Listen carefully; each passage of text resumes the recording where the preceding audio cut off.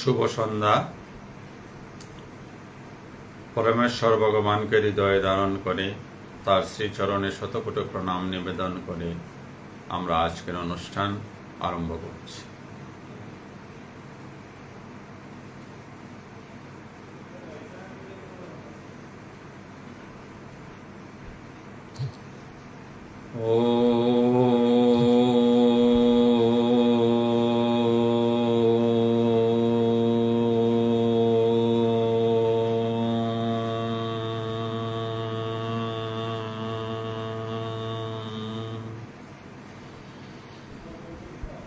শ্রী পরমাত্মনে নমঃ।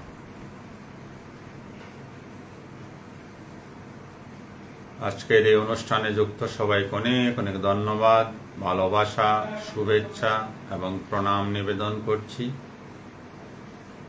অনুষ্ঠান শুরুর পূর্বে আমরা আমাদের স্বরূপ চিন্তন করব। আসুন আমরা মনে মনে বলি, আমি শক্তিশালী আত্মা, আমি শক্তিশালী আত্মা, আমি দেহ নই, মন নই, বুদ্ধি নই, আমি নিত্য শুদ্ধ বুদ্ধ মুক্ত আত্মা, আমি সৎ চিৎ আনন্দময়। গত দিনের আলোচনায় আমরা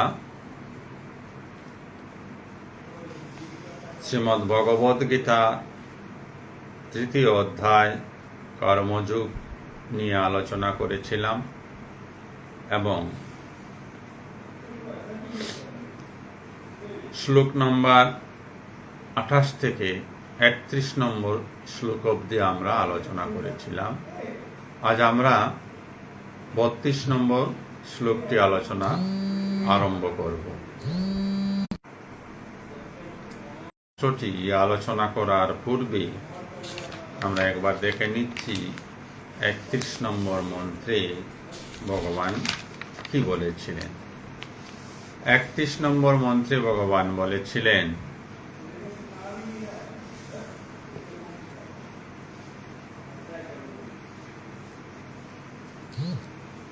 যে যাহারা নিষ্কাম কর্ম বিষয়ে শ্রদ্ধাবান ও অসূয়াশূন্য হইয়া আমার এই মত সর্বদা অনুষ্ঠান করেন, তাহারা ধর্মাদি কর্মের কর্তৃত্ব বুদ্ধিরূপ বন্ধন হইতে মুক্ত হন।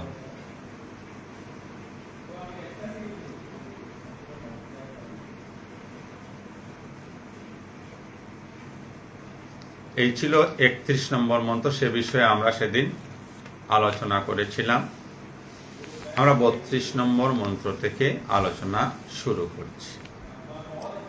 32 নম্বর মন্ত্রে এসে ভগবান বলছেন, ইয়ে তু এতৎ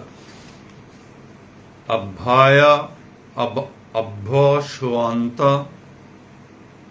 ইয়ে তু এতৎ অভ্যসুয়ন্ত ন অনুতিষ্ঠন্তি মে মতম সর্বজ্ঞান বিমূঢ়ান তান বিদ্ধি নষ্টান চেতস।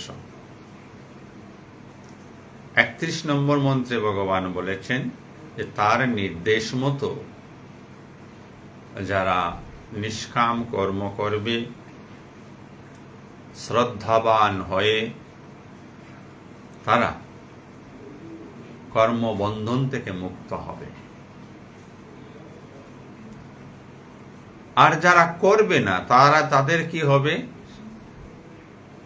সেই সম্পর্কে 32 নম্বর মন্ত্রে এসে বলছেন,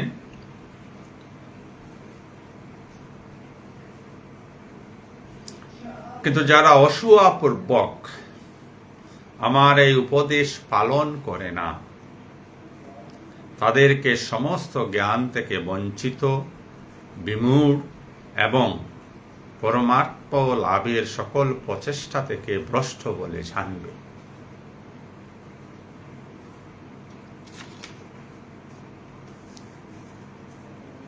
এটা রেফারেন্স কিন্তু 30 নম্বর মন্ত্র থেকে আসছে। 30 নম্বর মন্ত্রে ভগবান বলেছিলেন যে তুমি সমস্ত কর্ম আমাকে সমর্পণ করে নিরাশী নির্মম হয়ে সুখশূন্য হয়ে সব কাজ করতে থাকো, অর্থাৎ যুদ্ধ করতে থাকো। অর্জুনকে বলেছিলেন। তো মানব জাতির কাছে ভগবান শ্রীকৃষ্ণের এইটা উপদেশ ছিল যে মানুষেরা যেন আমরা আমাদের সমস্ত কর্ম ভগবানে সমর্পণ করে কোনো আশা, কর্মের ফলের কোনো আশা আকাঙ্ক্ষা না রেখে মমত্ব শূন্য হয়ে সুখ শূন্য হয়ে আমাদের দৈনন্দিন সমস্ত কাজকর্ম করে যাই। যদি এইভাবে আমরা কাজকর্ম করে যাই তাহলে কর্মজনিত বন্ধন এর দ্বারা আমরা আবদ্ধ হব না। এই ছিল ভগবানের মত। তাই ভগবান বললেন 31 নম্বর মন্ত্রে, যারা আমার এই মতকে মানবে বা আমার এই উপদেশ মতো যারা জীবন বাঁচবে তারা কি হবে? মুক্ত হয়ে যাবে। কিসে থেকে মুক্ত হয়ে যাবে? সমস্ত কর্মবন্ধন থেকে। 32 নম্বর মন্ত্রে এসে ভগবান বলছে, যারা ভগবান শ্রীকৃষ্ণের এই মতকে বা এই উপদেশকে পালন করবে না, তারা কি? তারা সর্বজ্ঞান বিমূঢ়ান তান।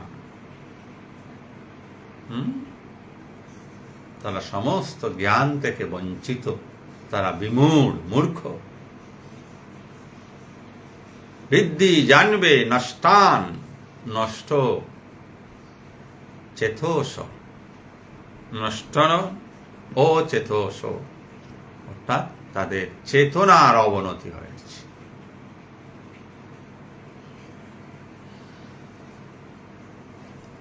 যারা ভগবানের উপদেশ অনুসারে জীবন যাপন করবে, কর্ম করবে, তারা সমস্ত কর্মবন্ধন থেকে মুক্ত হবে। আর যারা করবে না তারা সর্বজ্ঞান থেকে বঞ্চিত হবে, তারা মূর্খ হয়ে থাকবে, তাদের চেতনা বিনষ্ট হয়ে গেছে।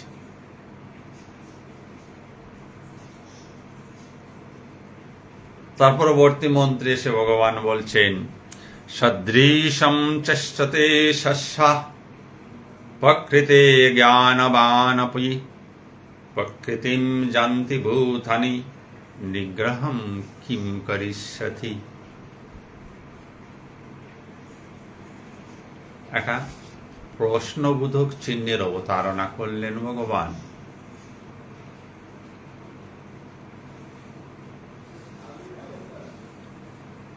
জ্ঞানী ব্যক্তি তার গুণ অনুসারে সে কর্ম করছে, অজ্ঞানী ব্যক্তি তার গুণ অনুসারে এই জগতে কাজ করে চলছে। প্রতিটি প্রাণী নিজ নিজ প্রাকৃতিক গুণ অনুসারে প্রবৃত্ত হয়ে কর্ম করছে।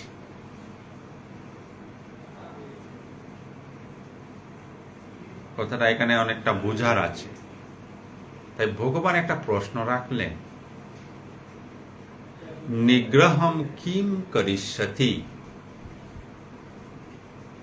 কিভাবে তাদেরকে নিগ্রহ করা যাবে, আটকানো যাবে বা নিষেধ করা যাবে? কাদেরকে? ওই অজ্ঞ মানুষগুলিকে। বুঝুন কথাটা। যে জ্ঞানী ব্যক্তি তিনি সত্য গুণের দ্বারা প্রভাবিত হয়ে শুভ কর্ম করছেন, যিনি অজ্ঞানী ব্যক্তি তিনি তম এবং রজগুণের দ্বারা প্রভাবিত হয়ে ইন্দ্রিয় সুখ ভোগের জন্য কর্ম করছেন। দুইজন দুই ধরনের কর্ম করছেন, একজন নিষ্কাম কর্ম, একজন সকাম কর্ম। একজন অকর্তা রূপে কর্ম করছেন যিনি জ্ঞানী, আর অজ্ঞানী কর্তা রূপে কর্ম করছেন।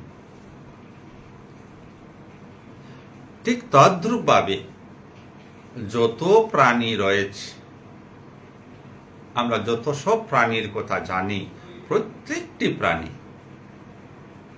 স্বীয় গুণ অনুসারে কাজ করছে।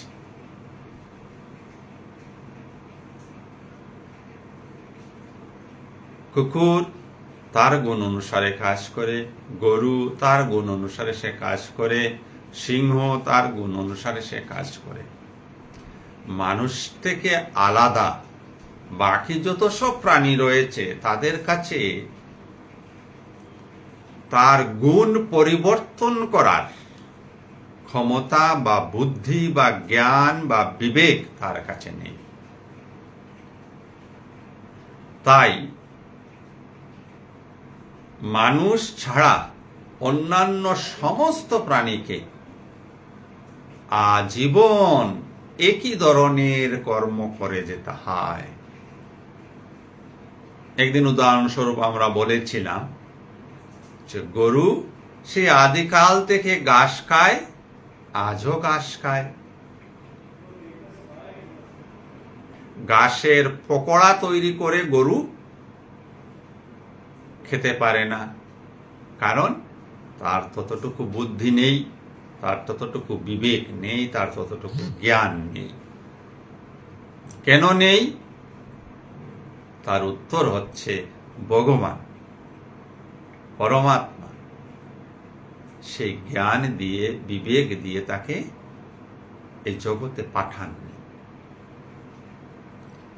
পশুকুল সনাতন বৈদিক ধর্ম মতে 94 লক্ষ যোনির মধ্যে কতকগুলি যোনি। এই এক একটি জন্ম ক্রস করে সে উন্নত মানের পশু হবে, হতে হতে সে একদিন মানুষ হবে। এক জন্মে সে মানুষ হবে, যেমন আমরা হয়েছি। আমরা এই জন্মে সবাই মানুষ। আমাদের বিগত জন্মগুলিতে আমরা কি ছিলাম? কীট পতঙ্গ, পশু পাখি ইত্যাদি ইত্যাদি ছিলাম। পশু জন্মে মুক্তির কোনো রাস্তা নেই। পশু জন্মগুলিতে কর্মফলেরও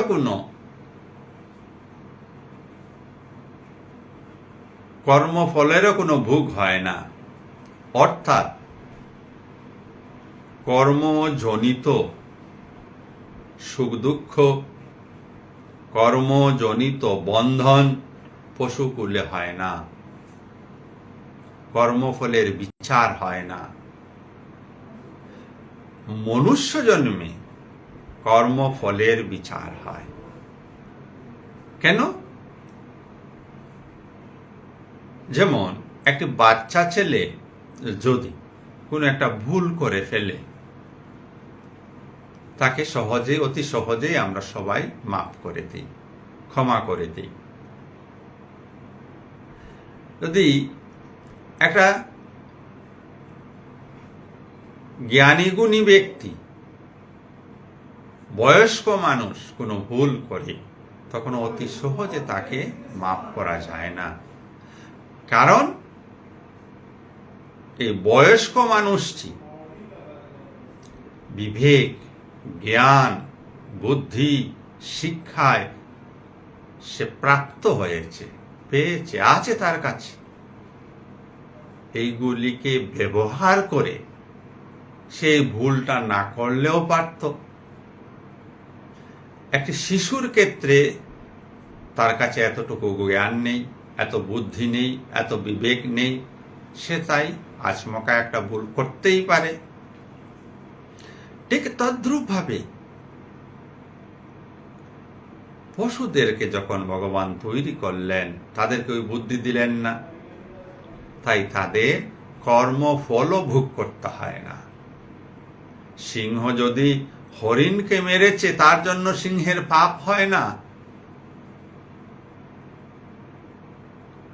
পরজন্মে সিংহকে আবার গাধার জন্ম নিতে হবে না।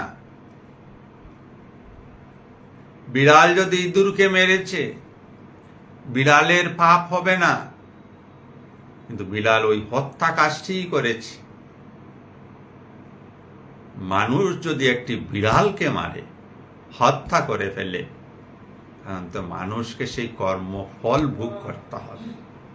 বিড়াল ইঁদুরকে মারলে বিড়ালের কর্মফল ভোগ করতে হয় না। মানুষ যদি বিড়ালকে হত্যা করে ফেলে, মানুষ তো দূরের কথা, বিড়ালকেও যদি হত্যা করে ফেলে, তার কর্মফল ভোগ করতে হবে। কেন?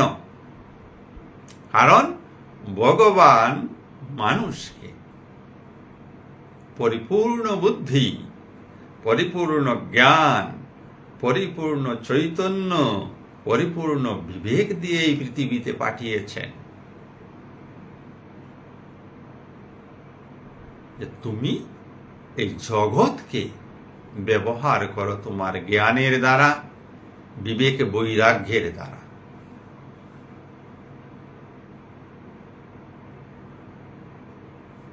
তো যে পয়েন্টটায় আমরা ছিলাম, এই জগতে প্রতিটি মানুষ, প্রতিটি কীট পতঙ্গ, পশু পাখি প্রাণী নিজ নিজ প্রাকৃতিক গুণ অনুসারে কাজ করছে। এই জগৎ জুড়ে যে কর্মকাণ্ড হয়ে চলছে, সবাই নিজ নিজ প্রাকৃতিক গুণ অনুসারে, সতরজতম গুণ অনুসারে করে চলছে। আসুন আমরা মানুষের ক্ষেত্রে, কোনো মানুষ ভালো কাজ করছে, কেউ শুভ কাজ করছে, কেউ অশুভ কাজ করছে, কেউ চুরি করছে, কেউ মারামারি করছে, কেউ রাহাজানি করছে, কেউ উগ্রবাদী সংগঠন চালাচ্ছে, কেউ মানুষ হত্যা করছে, চলছে। আমরা এই কর্মগুলিকে শুভ অশুভ নাম দিয়েছি, ভালো মন্দ নাম দিয়ে ফেলেছি। আসলে এই কর্মগুলি করছে কে? চোর যে চুরি করছে, পরমাত্মা কি ওই চোরকে দিয়ে চুরি করাচ্ছেন? না, চোরটির ভিতরেও পরমাত্মা আছেন। আপনার ভিতরে ঠিক যতটুকু পরমাত্মা, শুধু বোঝার জন্য, যত পরিমাণ পরমাত্মা আপনি বুঝেন, ঠিক তত পরিমাণ পরমাত্মা ওই চোরের মধ্যেও আছেন। আসল যে বিষয়টা হচ্ছে, পরমাত্মা সর্বত্র সমান, জীবাত্মা সর্বদা আলাদা আলাদা। জীবাত্মা তার গুণ অনুসারে কাজ করে। যিনি শুভ কাজ করছেন, তার মধ্যে সত্য গুণের বিকাশ হয়েছে। তার মধ্যে কি তমগুণ রজগুণ কোনো কালে ছিল না? না, তা নয়। তিনি তম রজগুণকে সাধনার ধারা, সাধনা মানে কি? বিচার। সাধনা মানে কি? সচেতন হয়ে জীবন বাঁচা। সাধনা মানে কি? সৎসঙ্গ করা, অন্য কিছু নয়। বিচারের ধারা কি? বিচার, বিচারের ভিত্তি কি? বিচারের ভিত্তি বেদ, বেদান্ত, উপনিষদ, শাস্ত্র। ওই বেদ বেদান্ত শাস্ত্রের নির্দেশ মতো যিনি জীবন বাঁচছেন তিনি সত্য গুণের অধিকারী হয়ে গেছেন, এবং তাই সত্য গুণের অধিকারী হওয়ার ফলে তিনি যে কর্মগুলি করছেন আপাত দৃষ্টিতে দেখলে মনে হবে হয়তোবা যে কর্মটি অশুভ, কিন্তু তার শুভ ফল আনয়ন করছে বিশ্ব কল্যাণের জন্য। একটি কর্মের বিচার আমরা কিভাবে করি? আপনি আপনার চশমা দিয়ে জগৎকে দেখেন। এই চশমা মানে আমরা এখানে যা বোঝানোর চেষ্টা করছি, এই চশমা হচ্ছে আমাদের আন্তরিক প্রকৃতি, আন্তরিক গুণ। আমি যদি তমগুণের অধিকারী হই, তাহলে যদি একজন অলস ব্যক্তিকে দেখি, আমার কাছে তার অলসতা কোনোভাবেই খারাপ বোধ হবে না। আমি যদি তমগুণের অধিকারী হই, একটা লোক যদি চুরি করছে, খারাপ কাজ করছে, আমার কাছে তা মন্দবোধ হবে না। কেন? আমিও তো করছি চুরি কাজই, আমিও চুরি কাজ করছি। তার চুরি কাজ দেখে আমি মন্দবোধ আমার হবে না। হয়তো আমি মুখে কিছু বলে দিতে পারি, আন্তরিকভাবে আমি বেশ জানি যে আমিও চুরি করি, ওই লোকটাও চুরি করে, চুরে চুরে মাসতুতো ভাই।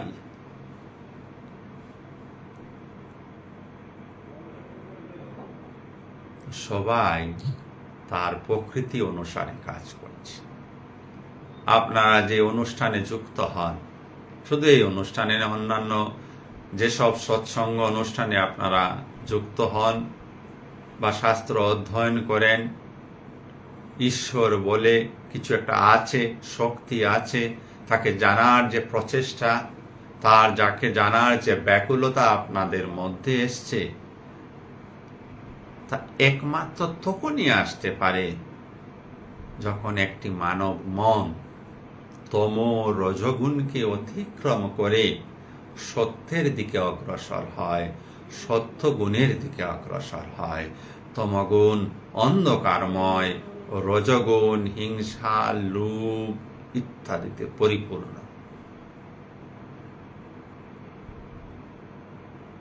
স্বার্থ ছাড়া রজগুণীরা কাজ করতে পারে না।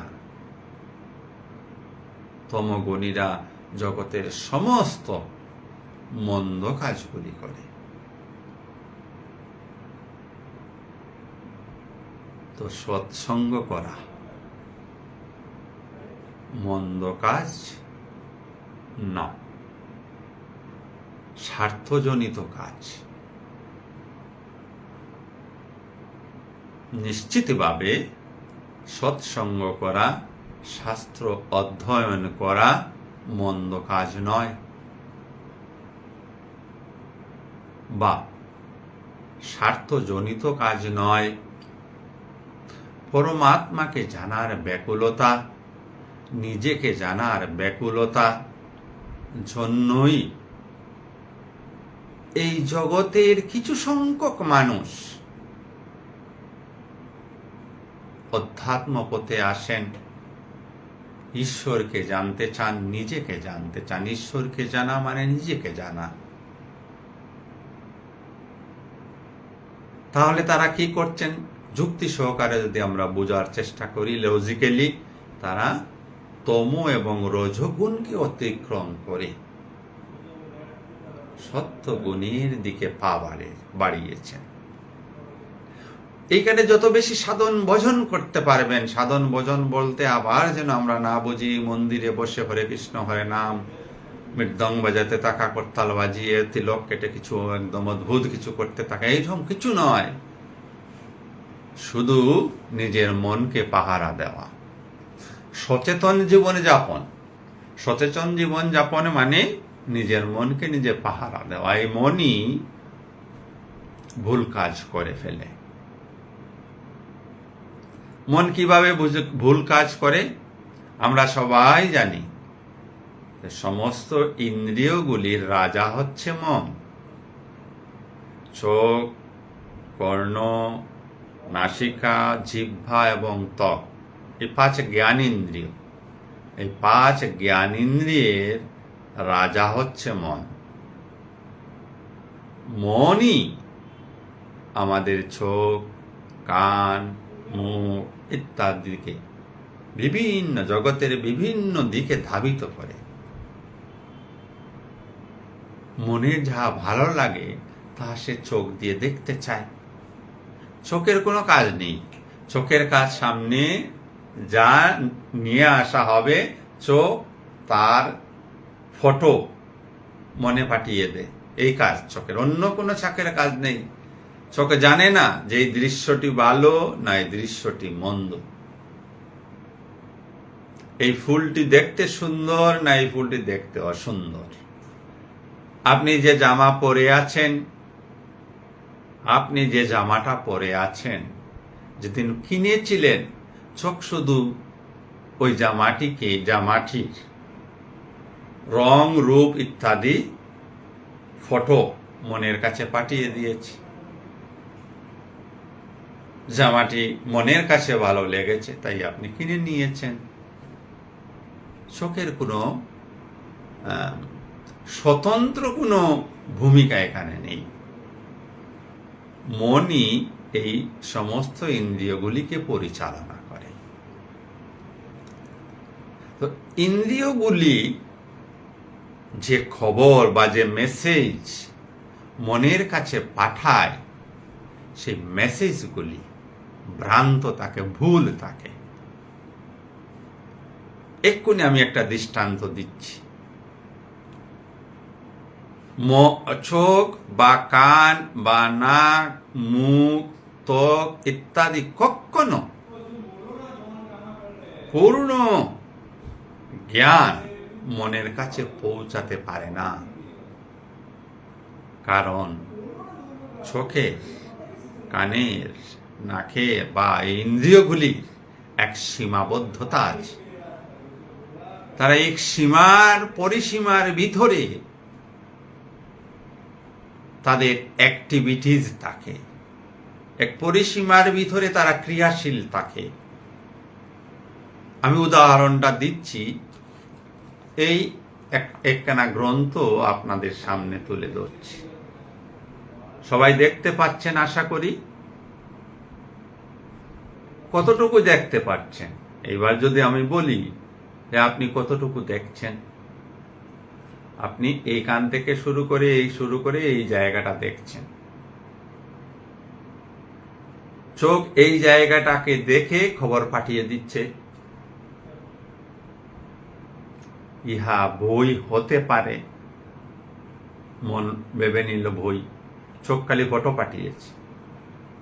পূর্ণ বস্তুটির পূর্ণ জ্ঞানের ফটো পাঠাতে পারেনি, কারণ চোখ আপনার চোখ এই জায়গাটা দেখছে, পিছন দিকটা চোখ দেখতে পারছে না।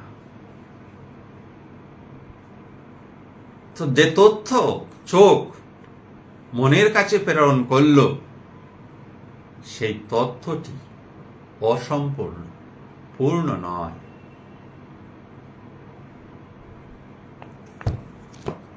আপনি আপনার চোখ দিয়ে কত দূর দেখবেন? এক নির্দিষ্ট দূরত্বে দেখতে পারবেন, তারপরে তো আর দেখতে পারবেন না। ঠিক তদ্রূপ ভাবে কান দিয়ে আপনি কত দূরের শব্দ শুনবেন?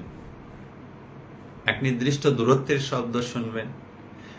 তাই বলা হলো, ইন্দ্রিয়গুলি যে তথ্য মনকে পরিবেশন করে জগৎ থেকে, সেগুলি ভ্রান্ত, সেগুলি ভ্রমাত্মক, সেগুলি মিথ্যা, সেগুলি অপূর্ণ।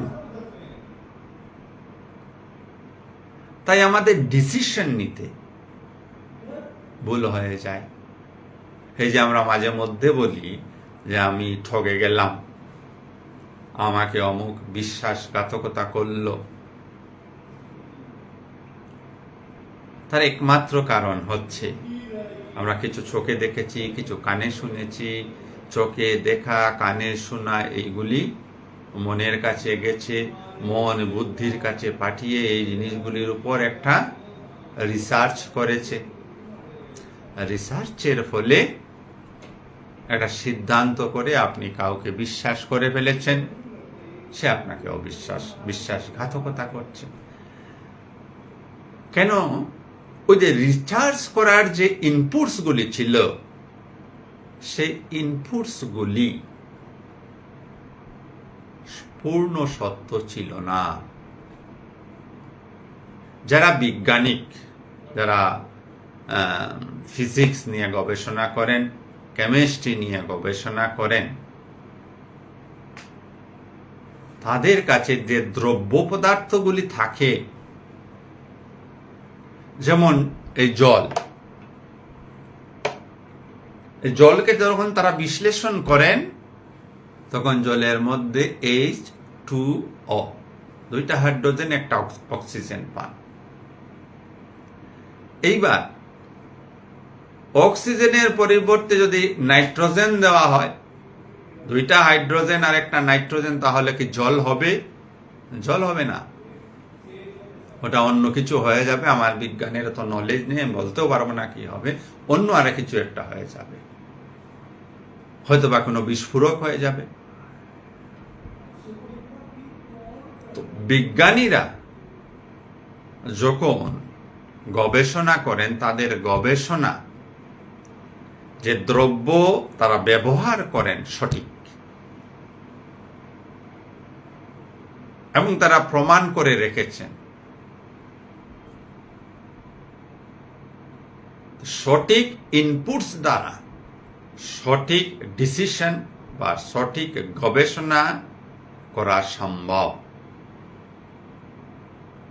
আমাদের যে ইনপুটসগুলি, আমরা বলি আমি চোখে দেখে এসছি,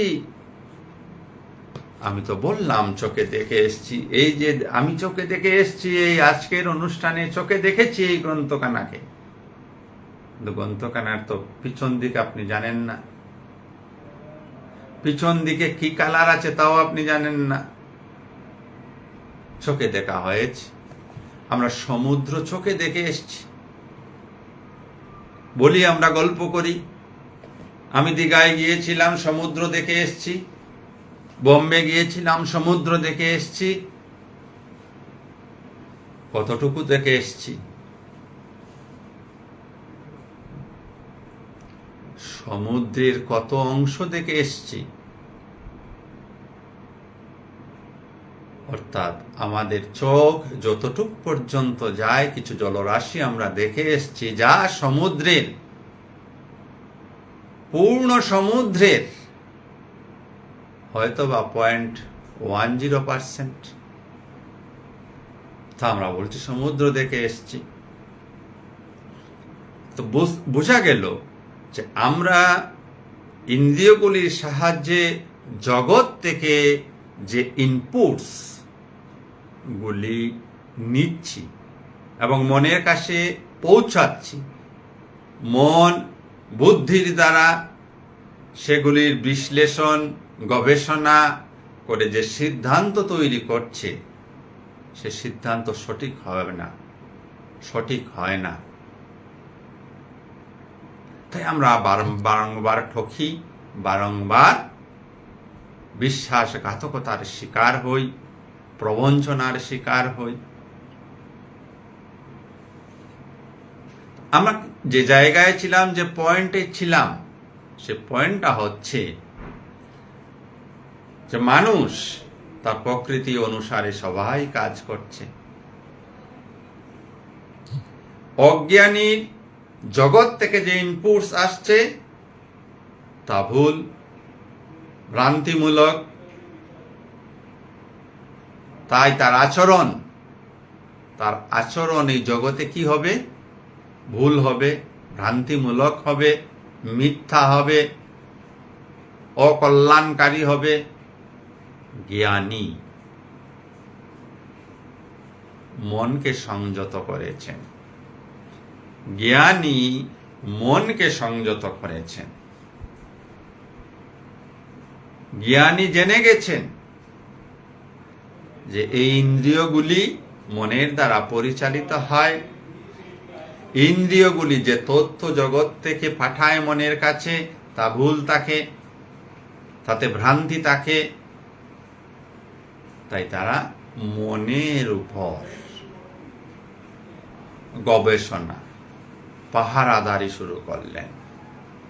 ওই পাহারাদারি করতে করতে মনকে বিশ্লেষণ করতে শুরু করলেন যে মন ওই জিনিসটা কেন দেখতে চাইছে চোখের সাহায্যে, তার কারণ কি।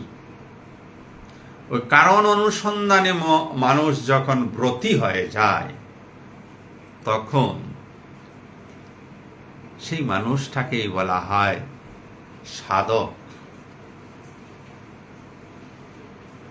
মনের প্রতিটি উঠে আসা চিন্তার যিনি কারণ অনুসন্ধান করতে শুরু করে দেন, তিনি সাধক, তিনি সাধনা করছেন। ওই কারণ অনুসন্ধান করে সাধক জানতে চেষ্টা করেন যে মনের গভীরে কি বাসনা আছে, কি কামনা আছে, যার দ্বারা প্রেরিত হয়ে এই বৃত্তিগুলি, চিন্তাগুলি মনের মধ্যে উঠছে, আর ইন্দ্রিয়গুলি তদনুরূপ কর্মে জগতে লিপ্ত হয়ে যাচ্ছে।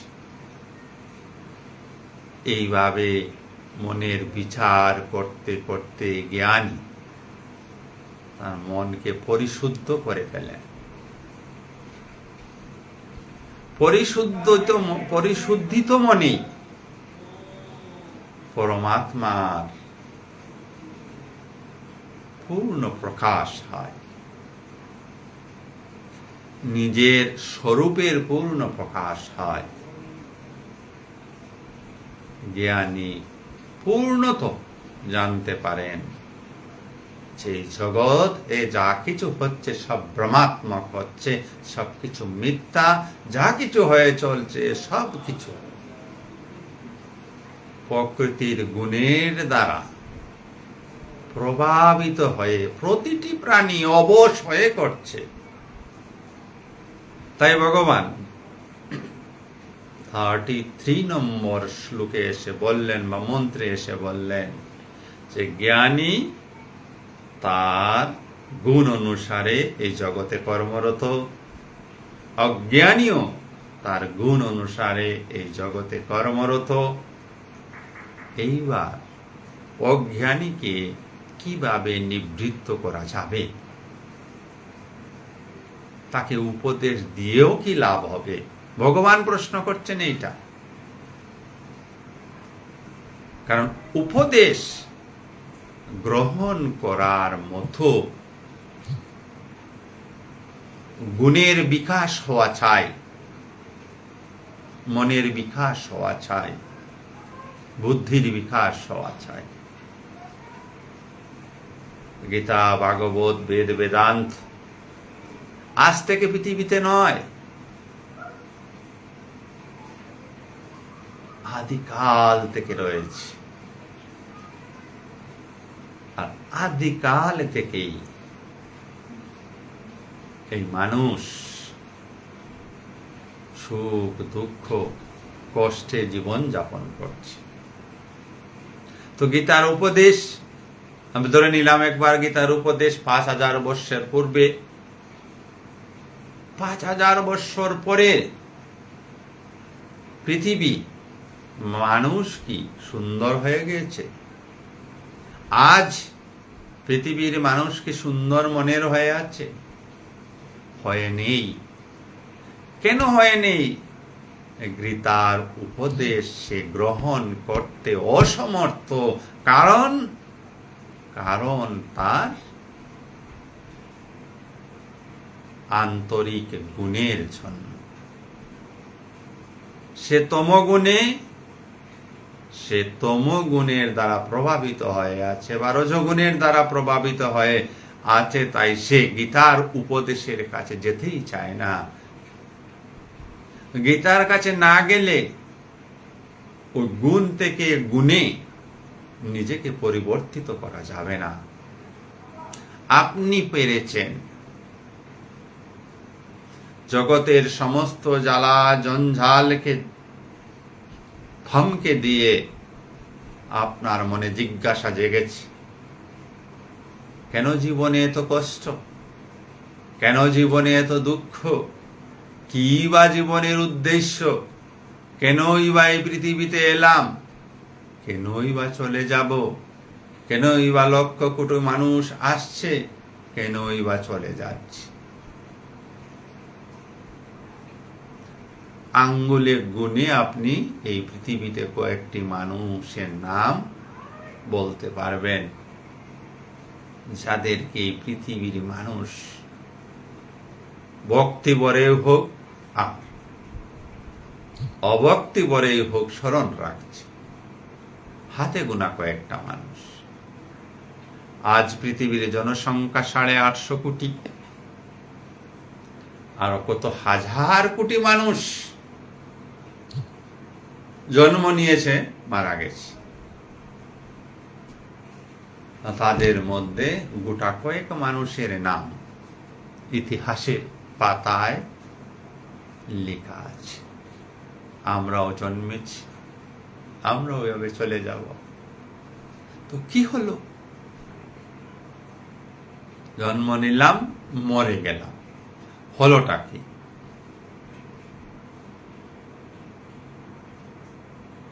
জন্ম নিয়ে কিছু কি বলে কুলির কাজ করা, বোঝা উঠানো,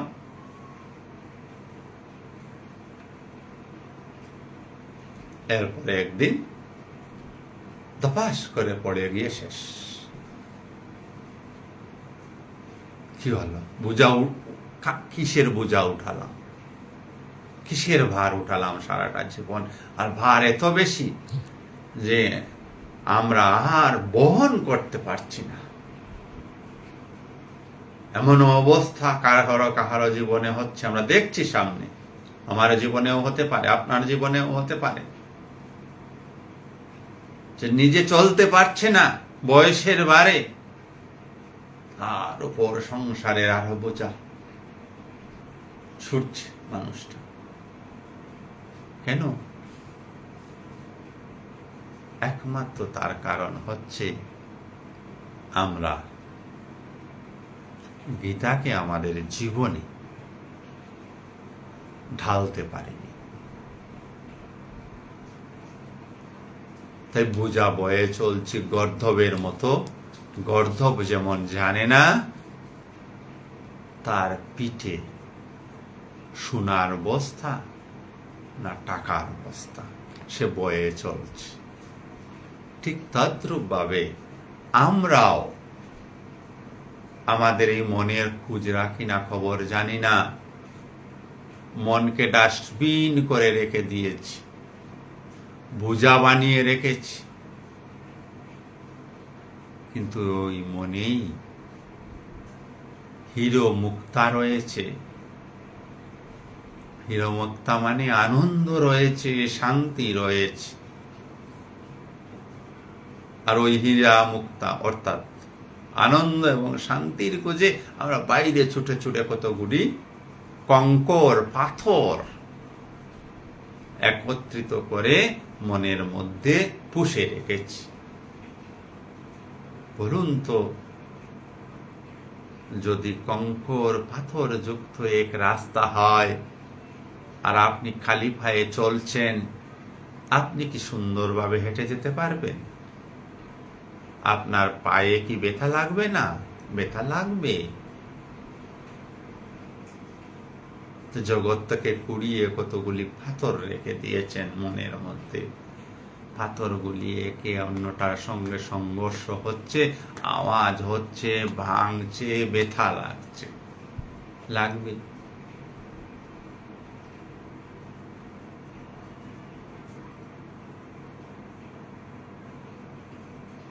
ওই ব্যথাকে উপশম করা শাস্ত্রের কাজ। তাই শাস্ত্র, উপনিষদ আহ্বান করে বলছেন, উদাত্ত কণ্ঠে ঘোষণা করছেন, চিন্নন্তু বিশ্বে অমৃতস্য পুত্রাহা, হে অমৃতের পুত্রগণ, তোমরা শুনো।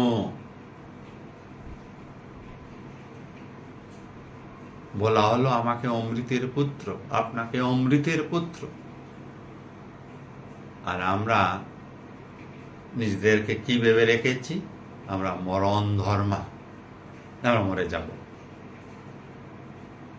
উপনিষদ বলছেন আমরা অমৃত, অমৃতের পুত্র, অমর। আর আমরা একদম হিসাব করে রেখেছি মরে যাব, মরণ ধর্মা। আমরা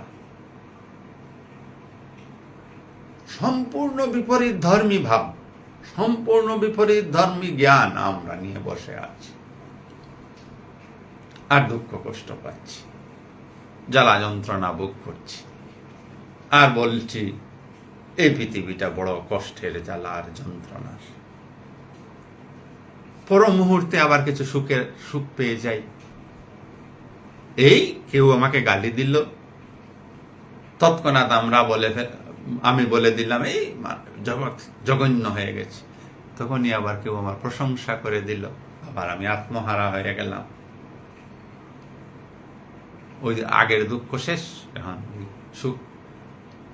সুখ আবার বেশিক্ষণ থাকবে না, আবার ওই কথাটা মনে পড়ে যাবে, ওই বেটা আমাকে গালি দিল, ওই সুখও চলে গেল। ওই কে কি বললো, কে কি দেখলো, কে কি করলো, বাস এইগুলির মন্থন চলছে।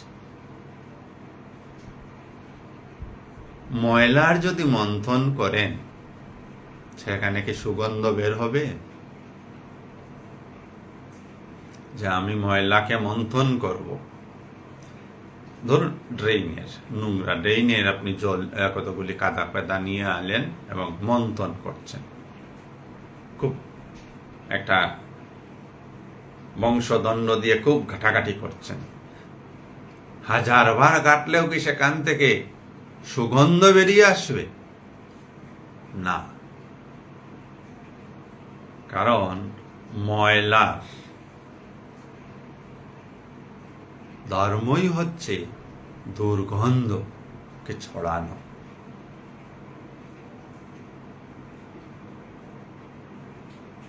আর সেই এক আতর যদি বা কোনো সেন্ট হাতে নিয়ে মন্থন করতে থাকেন, সুগন্ধ বেরোবে। তো মনে যদি ময়লা থাকে, মন্থন কিসের হচ্ছে? ময়লার মন্থন। ময়লার মন্থনে কি হবে? ফল কি হবে? মন আরো বেশি অস্থির হবে, মনে আরো বেশি কষ্ট, আরো বেশি জ্বালা, আরো বেশি যন্ত্রণা হবে। তো তার থেকে বের হওয়ার উপায় আছে। আমাদের মুনি ঋষিগণ বলছেন উপায় আছে, ভগবান শ্রীকৃষ্ণ বলছেন উপায় আছে।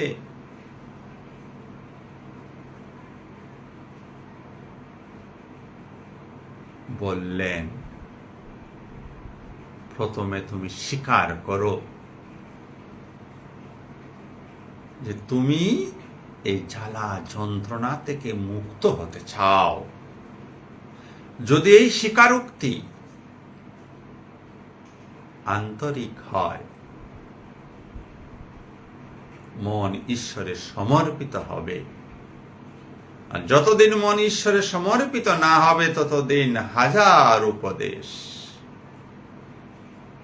সারা ঘর যদি গীতা নামক গ্রন্থের দ্বারা ভর্তি করে রাখেন, মন কষ্ট যাবে না।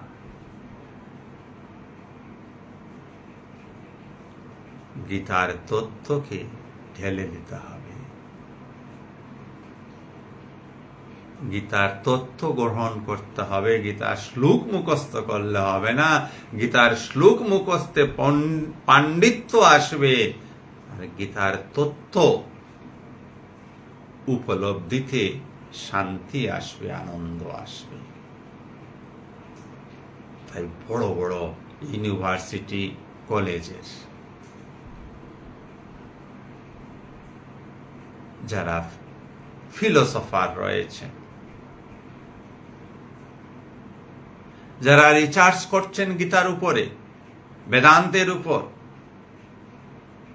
তারা পণ্ডিত হয়ে যাচ্ছেন, মনে কিন্তু তাদেরও শান্তি নেই, আনন্দ নেই,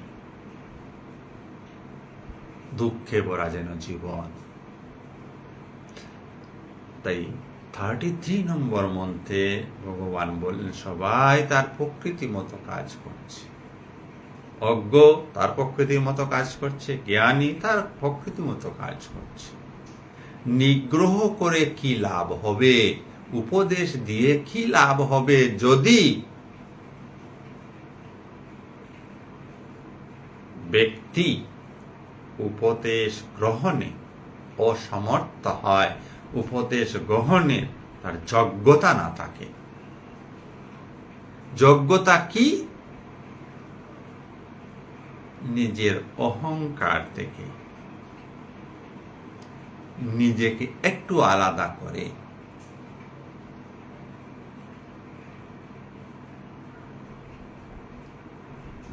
নিজেকে দেখা, নিজেকে যে দেখতে জেনে গেছে, তার মধ্যেই এই ব্যাকুলতা আসবে। কারণ সেদিনও আলোচনায় আমরা বলেছি, কোথাও নহেয়ার উই এক্সিস্ট, আমরা কোথাও এক্সিস্ট করছি না। যে চক্রের কথা ভগবান পূর্ববর্তী মন্ত্রগুলো বলেছিলেন, সেখানেও দেখেছেন কি কোথাও আপনি রয়েছেন, আপনার দ্বারা কিছু করা সম্ভব হয়ে উঠছে না, আপনি কিচ্ছু করছি না, আমরা কিচ্ছু করতে পারি না। আমাদের প্রকৃতি আমাদেরকে যা করে আমরা তাই করি।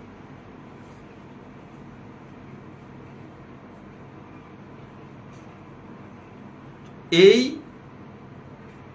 জ্ঞানটুকু যদি শুধু হয় যে আমি কর্তা নই, আমি একটি ইনস্ট্রুমেন্ট, ইনস্ট্রুমেন্টের কাজ হচ্ছে তার মধ্যে যে মেকানিজম ফিট করা আছে সে অনুসারে সে কাজ করবে।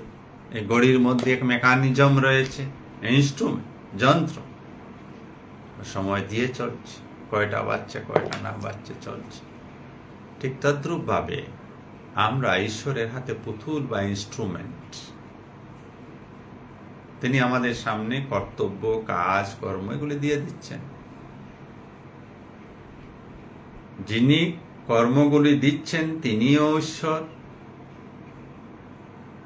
এই কর্মগুলি করার যে উদ্দেশ্য তা হচ্ছে জগৎ কল্যাণ। সে জগৎ কল্যাণের মধ্যেও ঈশ্বর। যেসব জিনিস দিয়ে কর্মটি করতে হবে তাও ঈশ্বরের দেওয়া জিনিস। যে আমি যে গড়িটা উঠালাম হাত দিয়ে, হাতটা কি আমার? আমি কি তৈরি করেছি হাতটা? আমি তৈরি করতে পারি না। আমি একটি কাঠের চেয়ার তৈরি করতে চাই, আমি কি কাঠ জন্মের সময় নিয়ে এসেছিলাম? নিয়ে আসিনি। কাঠ এখানে ছিল, ওই কাঠকে আমরা আমাদের সুবিধা মতো করে আমরা চেয়ার তৈরি করে ফেলেছি।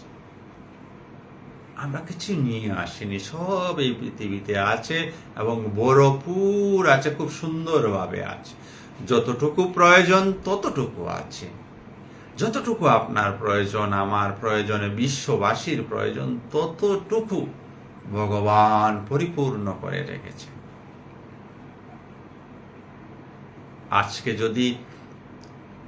আজকে ধরুন এই আগামী 5 মিনিটে এই পৃথিবীতে 1,00,000 ছেলে মেয়ে জন্মগ্রহণ করবে, করছেও। এটা কিন্তু অবান্তর কথা নয়। 1,00,000 বেশি করে, আরো বেশি হয়, 5 মিনিট আরো বেশি হবে। আমরা শুধু উদাহরণের জন্য 1,00,000 নিলাম। এখন এই মুহূর্তে 8.5 কোটি, 8.5 কোটি মানুষ পৃথিবীতে রয়েছে। আরো 1,00,000 মানুষ 5 মিনিট পরে বেড়ে যাবে। তো পৃথিবীতে কি বাতাস কম হয়ে যাবে? এখন 850 কোটি মানুষ শ্বাস প্রশ্বাস নিচ্ছে। শ্বাসের সঙ্গে আমরা বাতাসই তো নিচ্ছি, বা অক্সিজেন নিচ্ছি মনে করুন। আরো 1,00,000 এখানে অ্যাড হয়ে গেল, তো পৃথিবীতে কি অক্সিজেন কমে যাবে? কমবে না। ভগবান সব ভারসাম্য করে রেখেছে। এই 1,00,000 শিশু সন্তানের জন্য যে খাদ্যের প্রয়োজন হবে, যে ফলমূলের প্রয়োজন হবে, বাসস্থানের জন্য যে জায়গায় প্রয়োজন হবে, সব রেডি হয়ে আছে। তার জন্য আরো কতটি শস্যের প্রয়োজন হবে না, তার জন্য আরো কতটুকু এক্সট্রা করে জমি হবে না। ধরুন পৃথিবীর মোট আয়তন, মোট জমি, পৃথিবীর মোট জমি এখন সাপোজ ধরুন 100 বর্গমিটার আছে। 100 বর্গমিটারে 800 কোটি মানুষ আছে, আরো 1,00,000 মানুষ বাড়বে। তো পৃথিবীর জায়গা বড় হওয়া চাই। যেমন আমরা বুঝি আমাদের এইভাবে, আমার এই জায়গা কত, বলে 1 কাঠা জায়গা আছে। আমরা কয় বাই, বলে আমরা 4 বাই। তো 1 কাঠা জায়গায় 4 বাই থাকা যাবে না, কম হয়ে যাবে। তখন আমরা কি করি, আর অন্য জায়গা সন্ধান করি, কেনার চিন্তা চর্চা করি। এগুলি মানবিক বুদ্ধি, মনুষ্য বুদ্ধি। কারণ মনুষ্য সর্বদাই অতৃপ্ত, অপূর্ণ, তার লিমিটেশন রয়েছে। ঈশ্বরের আনলিমিটেড। মনুষ্য বুদ্ধিতে আনন্দ লিমিটেড, ঈশ্বরের আনন্দ আনলিমিটেড। আমরা ওই আনলিমিটেড আনন্দের অধিকারী। শুধুমাত্র ঈশ্বরকে সমস্ত কর্ম সমর্পণ করে দিতে হয়। সমস্ত কর্ম সমর্পণ করা মানেই নিজেকে সমর্পণ করে দেওয়া। আর ওই সমর্পণ করলেই যোগ্যতা আসে, তখন ভগবানের উপদেশ কাজে লাগে।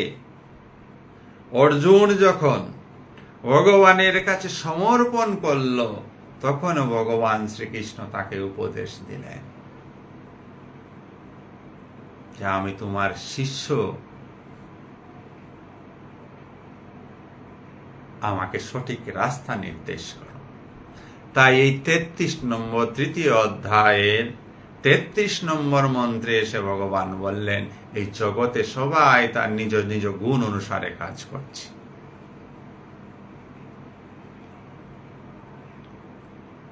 তো মানুষকে উপদেশ দিয়ে কি হবে? ভগবান বলছেন, আমি বলছি না। নিগ্রহ করে কি লাভ হবে যদি তার যোগ্যতা না থাকে, যদি তার ব্যাকুলতা না থাকে? তাহলে তাকে উপদেশ দিয়ে কি হবে? সে পরিবর্তিত হবে না। অর্জুন পরিবর্তিত হতো না যদি সে নিজেকে ভগবান শ্রীকৃষ্ণের শ্রীচরণে সমর্পণ না করত। হয়তোবা মহাভারতের যুদ্ধ মূল অন্যদিকে হয়ে যেত। তারপরও দেখবেন, এই মহাভারত সিরিয়াল যারা দেখেছেন, তারপরও অষ্টাদশ অধ্যায়ের শেষে জ্ঞান প্রাপ্ত হওয়ার পরও, মোহভঙ্গ হওয়ার পরও অর্জুন কিন্তু ভগবানের সব কথা শুনতে সহজে পারেনি। ভগবানকে অনেক জোর করতে হয়েছে। ভীষ্ম পিতামহকে যখন হত্যা করতে হয়,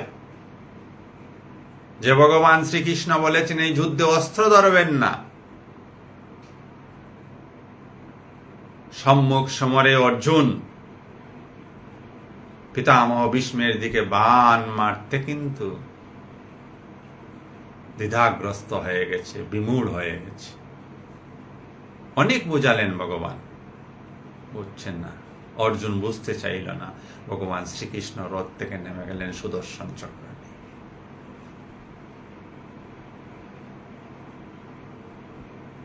ভগবানকে এই পর্যন্ত তিনি তার শিষ্যের জন্য করেন। তখন অর্জুনের উপলব্ধি হয়েছিল যে সে ভুল করছে, যে ভগবান বলেছেন যুদ্ধ করবেন না, তিনি যুদ্ধ করতে চলে যাচ্ছেন, অস্ত্র ধরতে বাধ্য হয়ে গেছেন। তো নিজেকে আমরা যেন যোগ্য করে তুলতে পারি।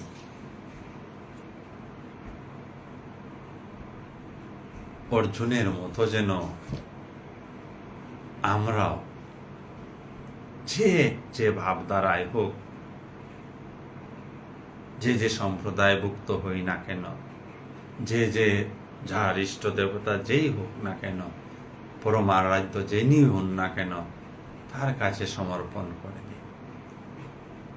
সমর্পণ করলেই তিনি আপনাকে হাত ধরবেন, তিনি আপনাকে মুক্ত করবেন। আপনাকে মুক্ত হতে হবে না, আপনার পরমারাধ্য গুরুদেব আপনাকে মুক্ত করবেন। আমরা আজকের অনুষ্ঠান এখানেই সমাপ্ত করব। সবাইকে অনেক অনেক ধন্যবাদ।